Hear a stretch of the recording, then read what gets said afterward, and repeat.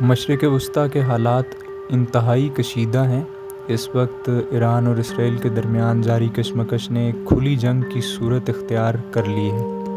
واضح رہے 12 اور 13 جون 2025 کی درمیانی شب کو اسرائیل نے ایران پر میسو ایئر اسٹرائک کیا، جس کو آپریشن رائزنگ لائن کا نام دیا گیا۔ اس حملے کو اسرائیل نے پریمپٹیو اسٹرائک کا نام دیا کہ یہ حملہ ہم نے اپنے دفاع میں کیا ہے، کہ اگر ہم یہ حملہ نہ کرتے تو ایران ہم پہ حملہ کر دیتا۔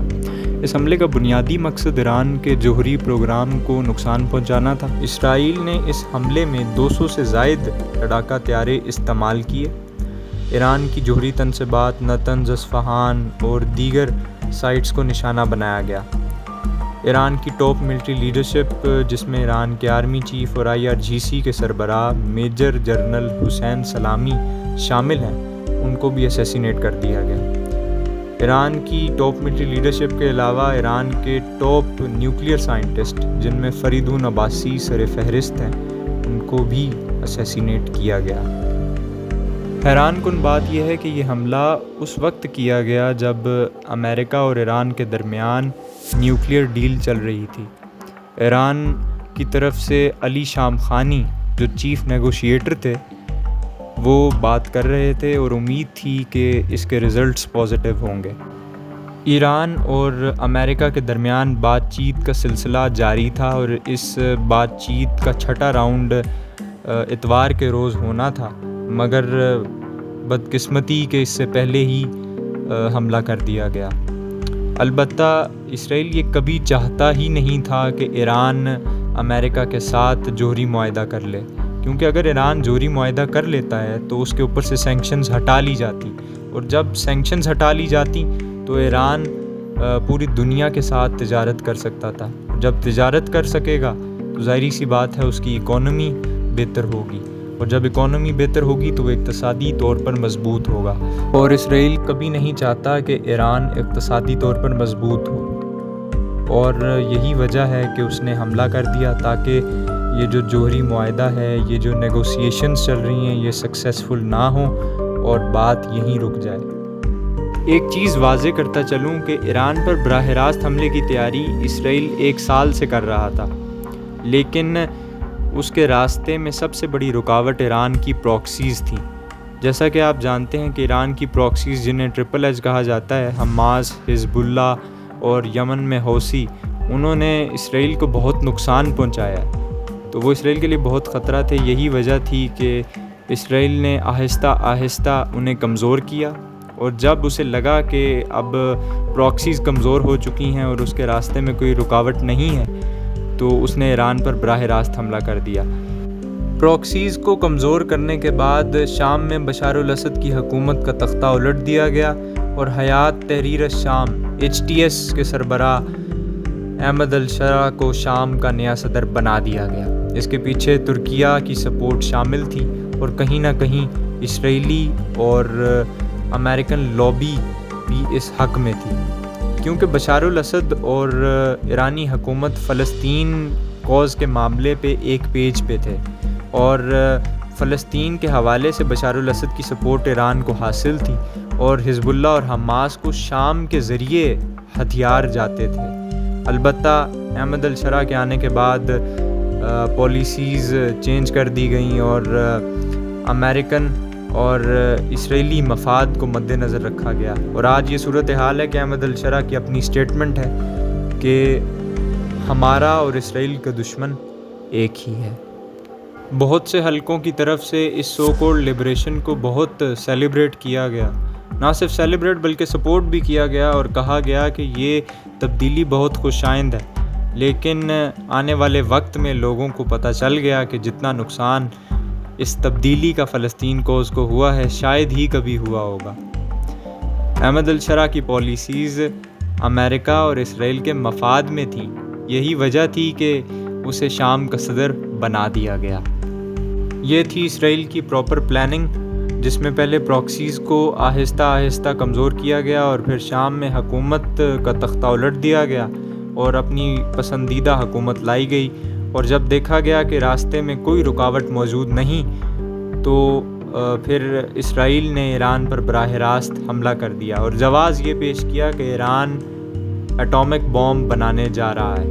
البتہ یہ جواز سراسر احمقانہ تھا، کیونکہ ایران اس وقت نیگوسیشنز میں مصروف تھا۔ اگر اس نے ایٹم بم بنانا ہوتا تو وہ نیگوسیشنز کا حصہ بنتا ہی نہیں۔ یہ تھا مختصر پس منظر۔ اب بات کرتے ہیں کہ ایران نے اس حملے کا جواب کیسے دیا۔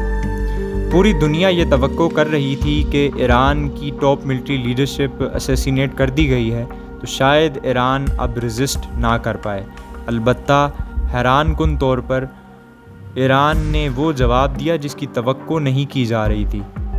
ایران اب تک متعدد میزائل حملے کر چکا ہے۔ تقریباً 400 میزائل اسرائیل کی جانب بھیجے گئے اور بہت سے میزائلوں نے اسرائیل کے انفراسٹرکچر کو ہٹ کیا ہے۔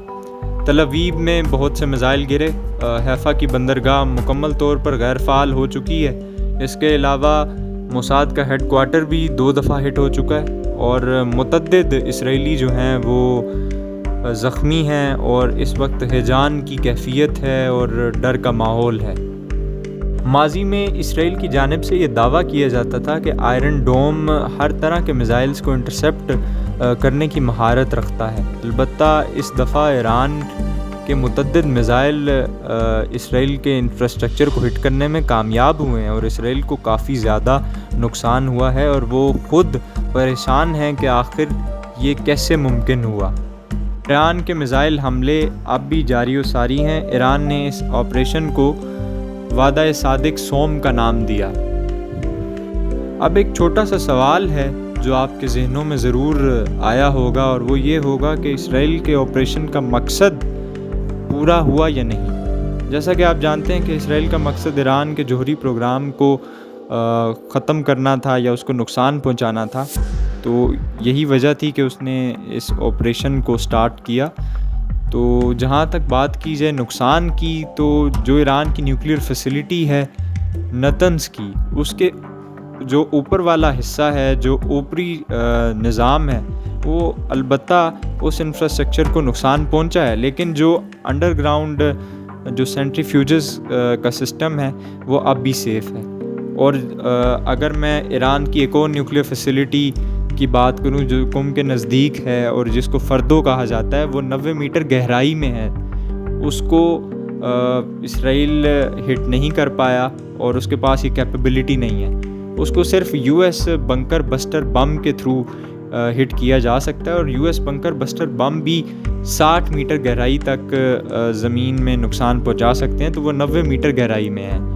تو البتہ یہ کہنا قبل از وقت ہوگا کہ ایران کی نیوکلیئر کیپیبلٹی ختم ہوئی ہے یا نہیں، تو ابھی بھی ایران کی نیوکلیئر کیپیبلٹی ختم نہیں ہوئی۔ یہی وجہ ہے کہ جنگ جاری و ساری ہے۔ اسرائیلی حکام اس بات کی تصدیق کر رہے ہیں کہ واقعی ہم اپنے مقاصد میں ابھی مکمل طور پر کامیاب نہیں ہوئے، اور یہی وجہ ہے کہ وہ چاہتے ہیں کہ امریکہ بھی اس جنگ میں کود پڑے، اور وہ بار بار امریکہ کو کہہ رہے ہیں کہ آئیے اور ہمارے ساتھ مل کر یہ جنگ لڑیں۔ البتہ امریکہ نے ابھی تک فیصلہ نہیں کیا۔ اگر امریکہ جنگ میں کودتا ہے تو پھر ایران جو امریکہ کی بیسز ہیں 19 سے زیادہ، کچھ قطر میں ہیں، کچھ عراق میں ہیں، کچھ شام میں ہیں، پھر وہ انہیں ہٹ کرے گا۔ تو اس لیے امریکہ بھی بہت محتاط انداز میں ہے اور اس نے ابھی تک اس چیز کا فیصلہ نہیں کیا۔ ایک اور بڑی وجہ جس کی وجہ سے امریکہ اس جنگ میں شامل نہیں ہو رہا وہ آبنائے ہرمز ہے۔ اگر امریکہ اس جنگ میں شامل ہوا تو ایران آبنائے ہرمز میں بارودی سرنگیں بچھا دے گا اور اس سے تیل کی تجارت رک جائے گی۔ جو گلف سٹیٹس ہیں جو تیل کی تجارت آبنائے ہرمز کے ذریعے کرتی ہیں، ان کی تجارت کو بہت نقصان پہنچے گا، اور امریکہ میں بھی جو تیل کی قیمتیں ہیں وہ آسمان سے باتیں کرنے لگیں گی۔ تو اس وجہ سے امریکہ بہت محتاط ہے اور وہ اس جنگ میں شامل ہونے کا فیصلہ ابھی نہیں کر پا رہا۔